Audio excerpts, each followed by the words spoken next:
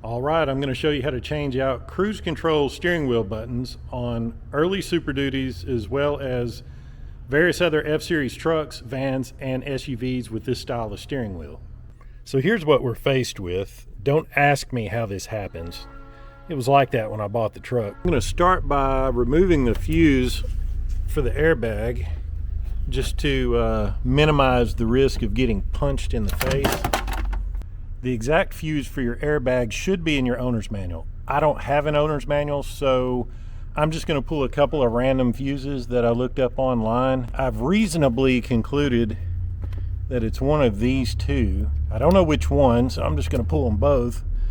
One might also assume you could unhook the battery and basically do the same thing. Next, I'm going to remove these plastic caps on the back of the steering wheel. Ooh! And if they've never been out before, prepare for them to fly asunder. But what that's going to do is access a bolt on the inside. And if you have a real nice truck, use something that won't scratch the steering wheel. Ooh! In this case, I don't really care. I guess that one fell into a black hole. I'll find it later. With the caps off, you can access the bolts. They are 8mm. With the bolts out, you should be able to grab this pad. Ooh, it seems like I should have pulled the fuse for the horn. You should be able to grab this pad, and this exposes the wires that you need to unhook for the horn and the airbag. Danger, poison. I'm just going to carefully set this over here.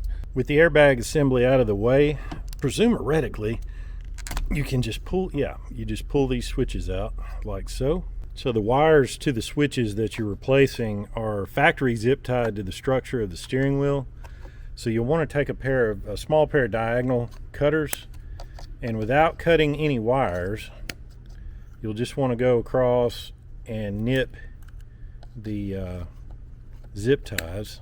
And it may also be helpful to take a picture of this with your phone before you pull these wires out.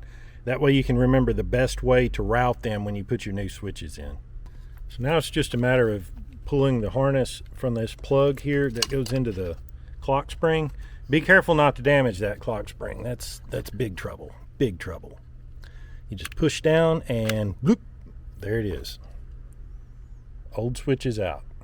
Now I'm just going to compare my new switches with the old ones just to make sure everything is the same before I stick them in there. Yep, looks good. While my buttons are out, I'm just going to clean the button area from all the 20 some odd years of hair and DNA that has accumulated. Your new switches will require just a little bit of force for this to go right in there like so. I'm going to try to do it one-handed while holding a camera.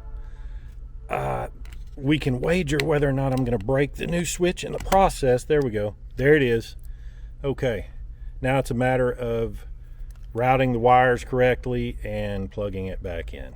Since I forgot to take a picture of how these wires were tied in there, I'm just going on failed memory. But I like to use inappropriately long zip ties because it makes it easier for you to fish those through the steering wheel. So now it's just a matter of reinstalling the IED, and it goes together the same way it came apart. Just plug it in, set it in there, and put your new bolts in, and if you can find them, replace the caps on the back of the steering wheel. All right, now it's just a matter of popping your fuses back in and you're ready for a 2-lane pleasure cruise. I'm not sure how much confidence I have in the quality of these switches.